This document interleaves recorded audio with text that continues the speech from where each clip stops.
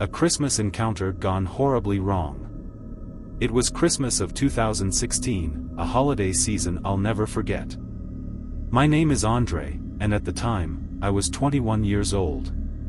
My family had gathered in Miami to celebrate the holidays at my uncle Joshua's house. For us, this was a rare treat. Coming from snowy Connecticut, spending Christmas in the warmth of Miami felt like stepping into another world. The holiday buzz was already in the air when we arrived. Streets were lit up with festive lights, and palm trees were wrapped in strands of glowing bulbs. The contrast of holiday decorations and warm weather was almost surreal.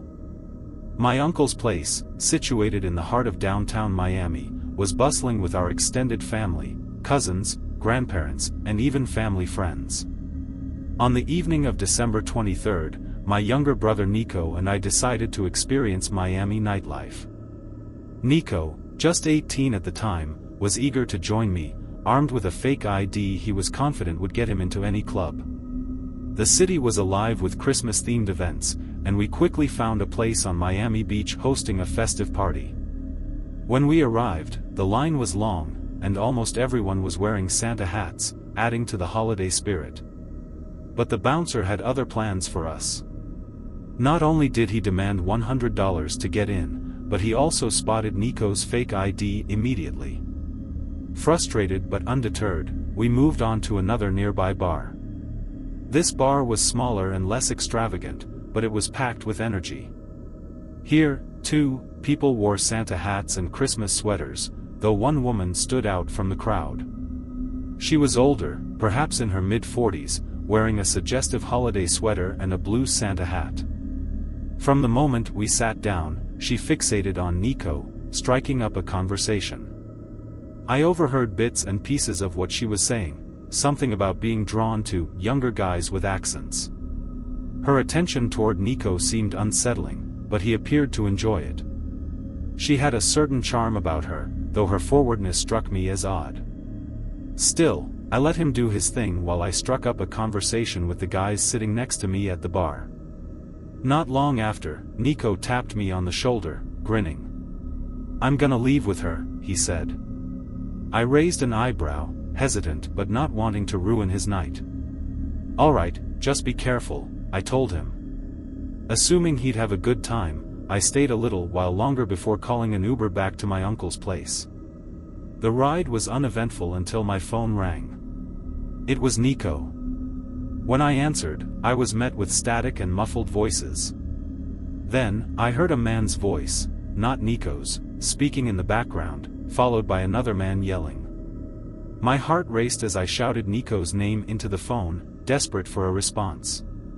The call abruptly disconnected. Panic set in. I tried calling him back repeatedly, but it went straight to voicemail. Finally, on what must have been the 10th try, someone answered. But it wasn't Nico. A deep, menacing voice spoke.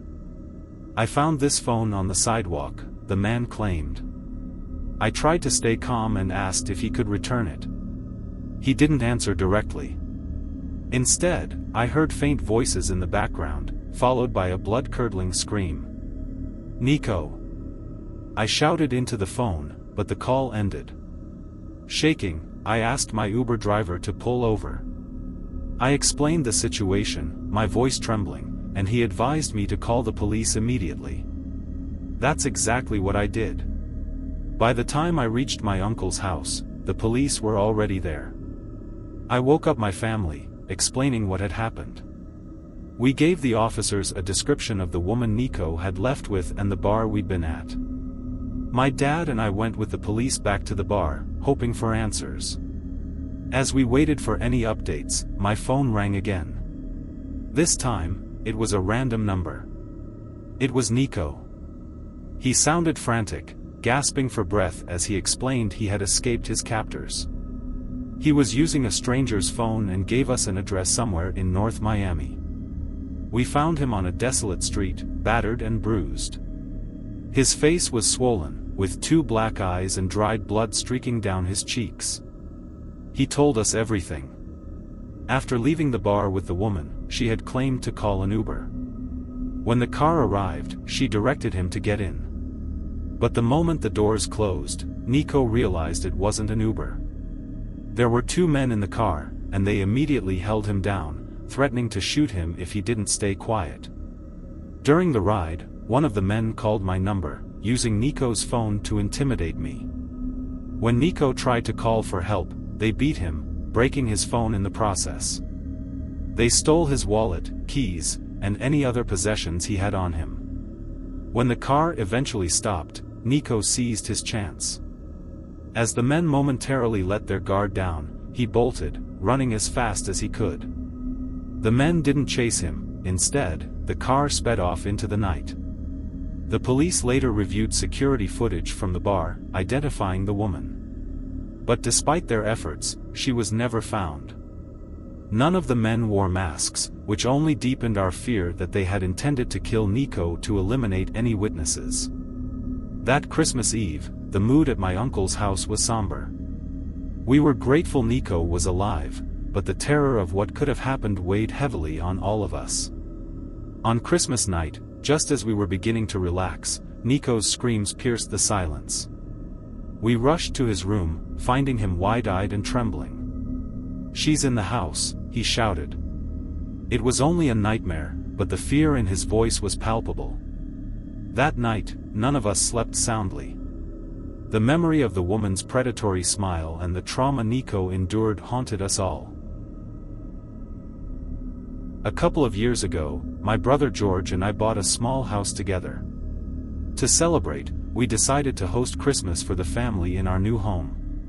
It was our first time having everyone over, and we wanted to make it special, getting everyone together for the first time in a long while. The guest list included our parents, aunt, uncle, cousin, and my sister with her 2 kids and husband. Since my sister and her family lived 2 hours away, they arrived first to help with the cooking and preparations, and of course, they brought along their dog, Mika. The rest of the family lived closer, so they only stayed for the day and left after dinner, as our house wasn't big enough to accommodate everyone for an overnight stay. During dinner, the topic of some local murders came up. Bodies had been discovered in the woods near our area, and though it was an unsettling subject, it didn't linger long. Mom and my sister wanted to keep the conversation light for the sake of the kids. After dinner, we moved to the living room to unwind, and soon enough, most of the family had gone home. It was just George, me, my sister, her husband, and the kids left. Later that evening, my girlfriend came over to spend Christmas night with me, as her family had already left. We all had a few more drinks, then went to bed around midnight. However, my sleep was disturbed by my girlfriend waking me up. It was well past 2 in the morning, and she was whispering urgently, "Listen." I could hear Mika growling from the hallway. I groggily got out of bed to investigate and saw that the back door was wide open, letting a cold breeze into the room. Mika was standing at the door, staring into the dark night. As I checked outside to see if anyone was out there, I suddenly heard my brother's voice calling from the darkness. It sounded like George, but it was coming from the woods behind the house, far away. I was immediately concerned. I ran back into the room, told my girlfriend what was happening, and put on my shoes and coat. I grabbed a flashlight and stepped outside, scanning the yard for any signs of my brother. In the light dusting of snow, I noticed footprints leading from the back door to the deck and into the woods. I called out for George, and his voice echoed back, confirming he was out there. But as I walked further into the woods, the footprints began to disappear, and it became impossible to follow the trail. I called out again, but this time, there was no response. Only eerie silence surrounded me, no rustling of leaves, no animal sounds, just the cold breeze. I tried calling George's phone, but it went straight to voicemail. That's when things started to feel truly wrong. Suddenly, my phone rang. I hoped it was George, but to my shock, it was my girlfriend. She said, "Chet, George is in his bedroom right now." My heart sank. I had been hearing his voice in the woods, calling for me. It made no sense. I asked her to check if my brother-in-law was still sleeping on the pull-out couch, and after a tense pause, she confirmed he was. I felt an overwhelming sense of dread, like something was closing in on me. I immediately turned and ran back through the woods, panic setting in as I heard nothing but my own breath and the wind. I ran until I could see the lights of the house in the distance, and when I made it back, I was out of breath and terrified. Everyone was awake now, and I explained what had happened, Mika growling at the open back door, the footprints leading into the woods, and most chilling of all, the voice I had heard calling my name. We debated calling the police for a while before finally deciding to do so. A local officer arrived soon after and asked us routine questions. Was anything stolen? Did we know anyone who might wish us harm? After a quick inspection, he advised us to contact them again if anything else occurred and left. Though I didn't think it was directly connected to the murders happening around the county, I couldn't shake the feeling that something sinister had happened that night. Nothing else unusual occurred, but to this day, I still can't explain it. I refuse to go anywhere near the woods after dark. Whatever happened that night was something I hope I never have to face again. A strange visitor at Christmas. It was a cold December evening, a week before Christmas. Our family had a long-standing tradition of spending the holidays at our cabin in the remote Vermont woods. The area was serene during the winter months, with most of the other cabins sitting empty as their owners left for warmer destinations. The stillness, paired with the thick blanket of snow, created a peaceful, albeit somewhat eerie, holiday retreat. That year, my dad and I decided to head out early, a week before my mom and sister could join us. My dad, having recently retired, was eager to escape the noise of the city, while I had just started my winter break from school. We planned to use the extra time to prepare the cabin, get the heat running, and make the place cozy before the rest of the family arrived. The first day was uneventful. We spent the afternoon unpacking and dusting off furniture that had sat untouched for months. My dad took on the usual chores of turning on the water, checking the furnace, and ensuring everything was in working order. Meanwhile, I retreated to my room with my gaming console, content to spend the evening immersed in virtual battles. Outside, a snowstorm began to brew. By nightfall, the wind howled, and snow piled up against the windowsills, creating an almost claustrophobic atmosphere. The cabin creaked under the pressure of the storm, but such noises were typical, so I paid them little mind. The next morning, I stumbled into the kitchen, still groggy from sleep. My dad was at the window, sipping his coffee with a perplexed look on his face. "When did you build a snowman?" he asked without turning around. I frowned, confused. "I didn't." He pointed out the window, and I followed his gaze. There, in the backyard, stood a snowman. Its stick arms were raised unnaturally toward the house, and its face was carved into a crooked smile. "Must be the neighbor kids," my dad said with a shrug. "They probably thought it'd be funny." I nodded, trying to brush off the unease that prickled at the back of my neck. The nearest neighbors, though, were a good distance away, and their cabin had been dark when we arrived. Still, it wasn't worth overthinking. That night, as I lay in bed, the wind from the storm had died down, leaving the cabin in near silence. I was drifting off to sleep when a loud thud startled me awake. It sounded as though something had hit my bedroom window. My heart raced as I lay frozen under the blankets, straining to hear any follow-up noises. After a few minutes of silence, I convinced myself it had to be snow falling from the roof. Still, curiosity got the better of me. I pulled the blanket off and cautiously approached the window. As I peeked through the frosted glass, my stomach dropped. Standing just outside was another snowman. This one was much closer to the house, its face pressed toward my window. Unlike the one from earlier, this snowman had a crude, angry frown carved into its face, and its stick arms were raised as if clawing at the air. I screamed, stumbling backward. My dad burst into the room moments later, alarmed. When I pointed to the window, his expression darkened. "This isn't funny," he muttered. "I'll talk to the neighbors in the morning." But the next day, we discovered the neighbors weren't even home. Their driveway was untouched by tire tracks, and the house remained dark and silent. My dad's frustration turned to unease, but he tried to keep calm for my sake. The following days passed without incident. Snow continued to fall, and the eerie silence of the woods returned. By Christmas Eve, my mom, sister, and grandparents had arrived, filling the cabin with warmth and laughter. The earlier incidents began to feel like a bad memory.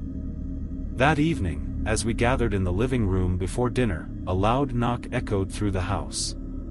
Everyone fell silent, exchanging confused looks. We weren't expecting anyone. My dad approached the door cautiously. "Who is it?" he called out. A muffled voice answered, "Please, let me in. I need help." The voice was trembling, almost pitiful, but something about it felt off. My dad pressed, "What's wrong?" "I have nowhere to go," the voice replied. "Please, I just need someone to talk to." My mom clutched my sister's hand, and my grandparents whispered nervously among themselves.